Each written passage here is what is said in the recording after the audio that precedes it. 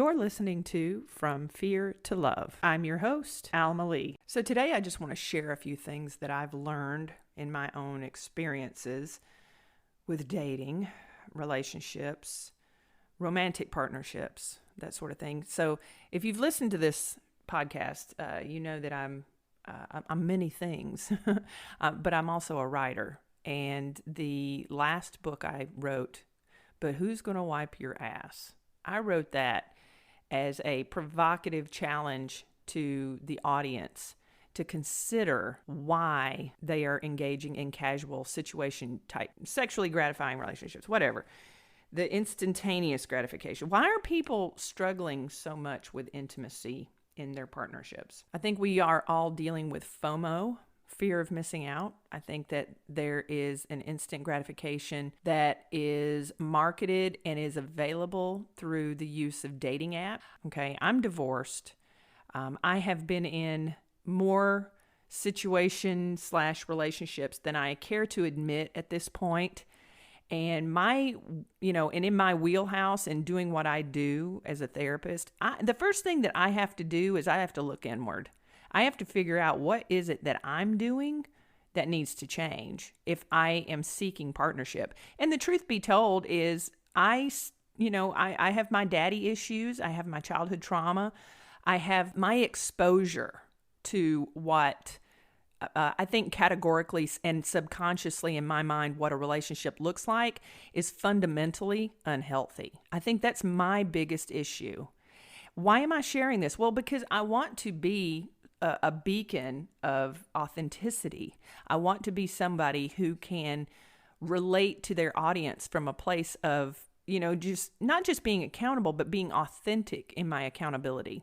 I'm a great person. I'm a wonderful human being. I think that I'm a good person who does good things, who seeks to find the good in others. I think all of these things about myself. So if that's the truth, then why do I struggle in relationships? I think that, and I share this with you so that this will give you something safe to lean into so that you can do your own inner work, your shadow work, so that you can identify those parts and pieces of yourself that are problematic, that cause you to hit a wall when it comes to connection with other people. The number one thing, we're all screwed up. All of us, every single one of us, when we are dating or entering into a partnership with someone, we all bring a bag of shit to the table. And the older that you get, the bigger that bag of shit becomes if you don't work on yourself. I will never get on this platform or any platform, speaking, writing, and claim that, I'm a therapist and I've been in therapy and no, the problem can't be with me.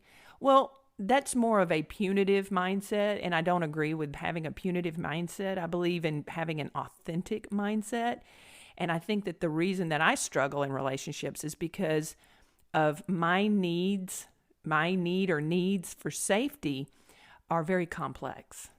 And I think that a lot of times when I am getting to know someone, when I'm partnering with someone, dating, whatever, that because of my complex needs for safety, it comes across as being demanding. It comes across as pressure. It comes across as blame in that the person that I am in the process of getting to know feels as though I am holding them accountable for the sins of people that I have been with in the past. And that's not the case at all. Not at all. I've tried to communicate this with potential partners, and sometimes it's fallen flat. Sometimes I've gotten, defensive responses. It's all understandable. Which is why communication is key. Clear, concise, specific communication for me is one of those methods by which I need safety. And I try to communicate that when I'm getting to know someone by saying, look, this is what's happened to me in the past. This is how my personality is set up. And in order for me to be able to move forward in this connection with you, this is what I need. I need responsiveness. I need clear communication. I need to understand what your intentions are. I need to know how you feel. And obviously that makes a whole lot of sense in that on the other side of it, it'd be like, whoa, wait a minute. Now we're just dating. We're, that's too early for you to put all that pressure on me. I'm not down with that at all. Totally understandable. Totally understandable. But it does not change the fact that that is what I need in order for me to move forward and feel safe. And I guess the truth of it is I'm an impatient person, and I am an impatient person because of the fact that in the past, I feel like I have wasted time with the wrong people.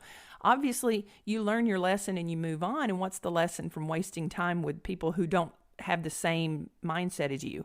You feel like in the future, you're not going to waste that much time. So you translate that and you transition that into how you do business in the future, which may cause other problems, such as creating a sense of pressure on somebody who has expressed interest in getting to know you. We've only been talking to each other for a month now. Why are you putting all this pressure on me? Why do you need all these things from me?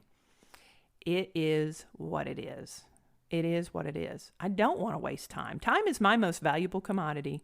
I do not want to invest with someone if they are not willing to meet me where I'm at in the beginning. In the beginning. And the thing is, another thing too, a caveat to that is that I will never ask someone else to give me something that I'm not willing to give them, that I'm not willing to meet them at 150%. Not only will I meet them there, but I will go above and beyond and provide even more of the same for that person. I am 150% willing to do that. And so I think that's probably why I'm single. I don't want to sit over here and say, oh, well, you know what? I have all these high expectations and I'm not going to partner with somebody unless they do A, B, C, and D. But the truth is that that's pretty much where we're at right now, at least for me personally. I know who I am. I think you should know who you are. I think that you should know where you stand in what you're willing to sacrifice in your current situation in order to be in a partnership, if there is anything that you're willing to sacrifice. I think that you should understand what it is about you that needs to grow and heal before you bring any of that garbage into a potential relationship. But it's a shit show, right? Ultimately, people, we all do it. We all do it. When we start talking to someone, we have a face. We have a mask. We have a mask that we wear because we want that person to be interested in us long enough to get to know them and to take the mask off so that we can show our true selves. The truth of the matter is that relationships are freaking scary. They're scary because what we're asking from someone else is, I want you to connect with me on the terms by which I present myself to you. So what we're going to do is we're going to present ourselves in the most favorable way by wearing that mask. We want people to be attracted to us. We want people to think we're funny, intelligent, caring, kind, charismatic, all of those beautiful, wonderful things. We want people to feel like we are the end-all, be-all, and that we are the answer to their prayer. So that when we do get that connection, when we do build that attachment, because it is partly attachment, we want to be able to feel safe so that we can take the mask off. And when we take the mask off, when we've already built that emotional attachment and we've created a sense of safety in that, look, this is who I am, this is what I do, this is how I act, that person will be less likely to leave us. They will be less likely to breach the partnership because they've already invested a little bit. And so have we. But it's tricky, isn't it? It's a dance. It's a tricky dance. And a huge part of it is taking risk. It is a huge, huge risk to take. My parents were married for over 50 years. I've spoken on this many times. And their relationship was, my father was a narcissist. He was a closeted homosexual, in my opinion. Obviously, I didn't have anything written down, and he never disclosed that to me. But it was obvious now looking back, things that he did, people that he spent time with, his behaviors, that sort of thing. And my mother turned a blind eye to it. So as a child, I'm witnessing all of these dysfunctions and the toxicity by which they demonstrated their quote unquote love for one another.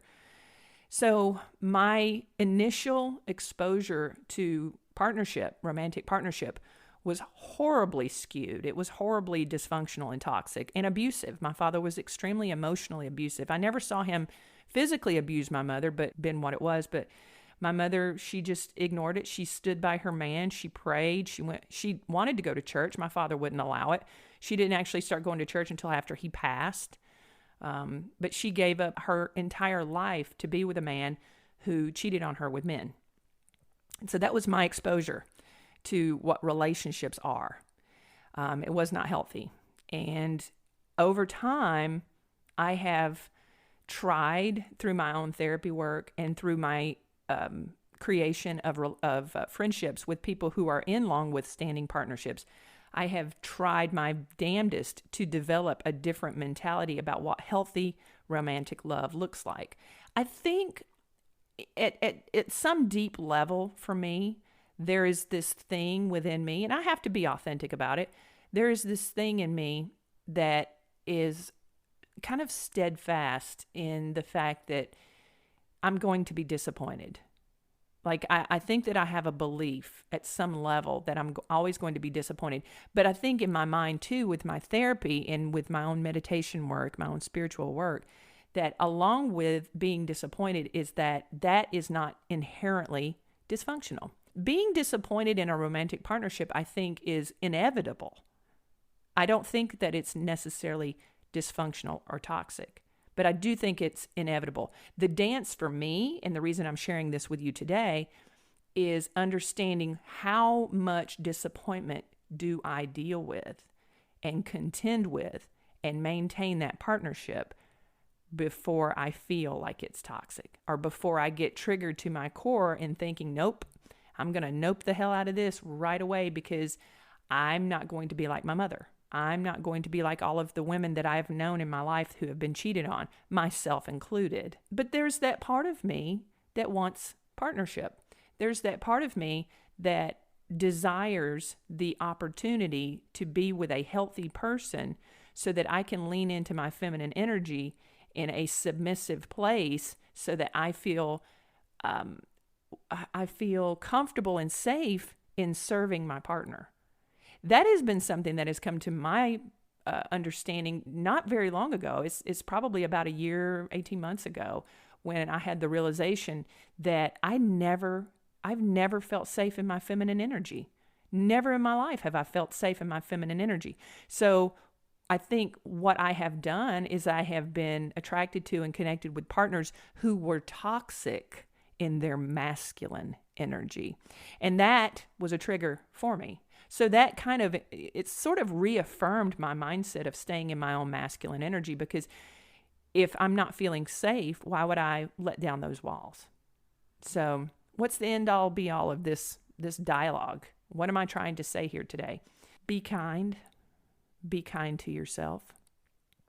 Understand yourself. Allow yourself to be who and what you are in the present moment.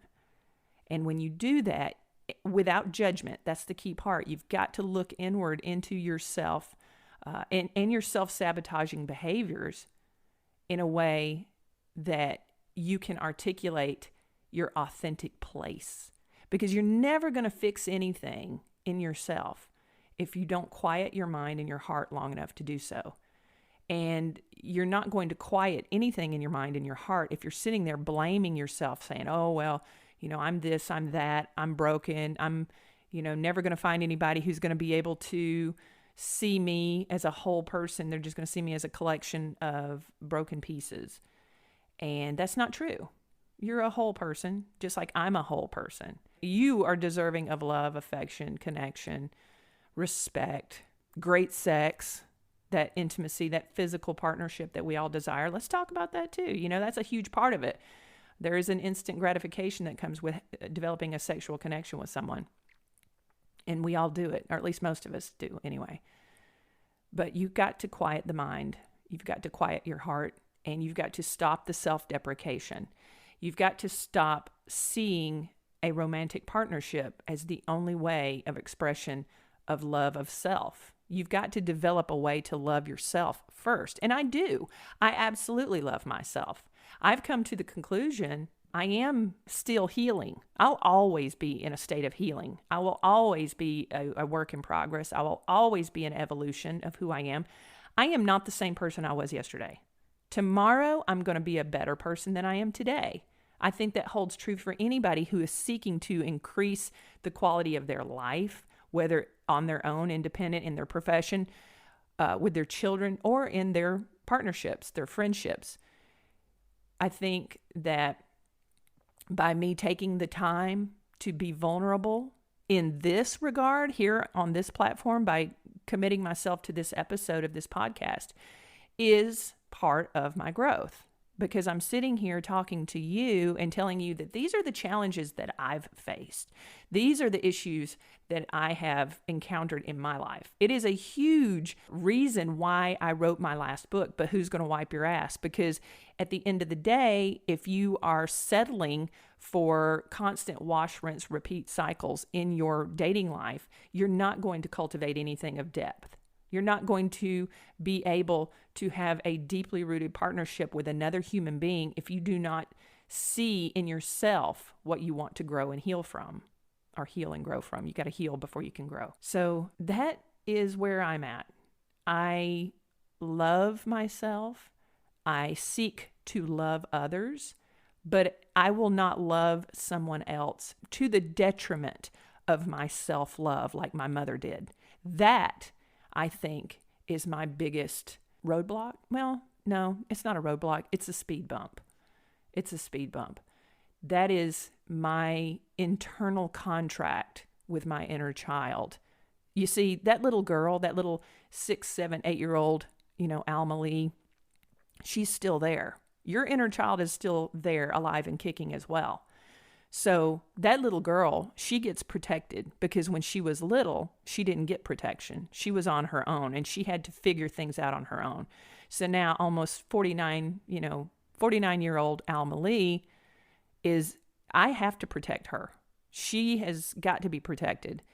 And so that little girl saw her mother relinquish all of her autonomy, relinquish her intelligence, her intellectual ideas, all just for the sake of maintaining a partnership with someone who never valued her. My father never valued her, not because he was necessarily a bad person, inherently bad or evil, but because he was so incredibly broken and isolated. He had so many mental health issues. I could go on and on and on. He simply did not have the capacity to give my mother the love that she deserved, that she was entitled to. And as a child, I witnessed that. So that was my first introduction to what romantic relationships and marriage and what marriage looks like. So the contract that I created with myself as a child was, I will never put up with that shit. That is my fundamental contract. I will not put up with that shit. The struggle I face now in dating is that I feel shame triggers when I am disappointed. Like I was saying earlier, you will always be disappointed in your partnerships, your friendships, all of your relationships. It's inevitable to be disappointed. Completely inevitable to be disappointed. I think for me, I just need to find that sweet spot on what is the limitation? Where's the limitation in your disappointment? What are you willing to tolerate as a means of maintaining a connection with someone else? I think for me, when the disappointment comes in the form of disrespect, and I challenge that disrespect, I challenge gaslighting behavior, because a lot of people knee-jerk into gaslighting. They don't know that it's emotional abuse. They just engage in it because it's a common, very common defense mechanism that many people use, that they have incorporated into their life to keep themselves safe, end up injuring and harming and hurting those around them. And they don't know any better because they haven't done the work. They haven't worked with a therapist and they haven't identified their own problematic behaviors, which we all have. Every single last person on the face of the earth has some type of feature with their personality that absolutely could be improved upon. So again, I'm still learning. I'm still working. I'm still growing. And I just want to share this with you today and encourage you to do the same introspection. You can't do the self-deprecation dance. You can't blame, fault find, judge, all of that shit. That's not purposeful. Got to quiet the mind, quiet the heart, look inward and figure out, what am I doing and why? Why is this not working out for me? And what do I want? Because at the end of the day, The thing that you're seeking somebody else to provide you is something that you need to provide for yourself. So find that peace. Find the understanding of what you're doing, why you're doing it. I firmly believe that all the chips will fall into place for me. They already have. I have an enormous amount of love in my life already. And having a romantic partner, having somebody I could connect to and spend my life with, would absolutely be a lovely thing. It would be wonderful. I would love to find that. But my happiness is not bearing on a connection with someone else. My happiness bears upon how I feel about myself. And you should too. All right, guys. From fear to love. This has been an LBM production. Please like, subscribe, and share this show. Thanks for listening.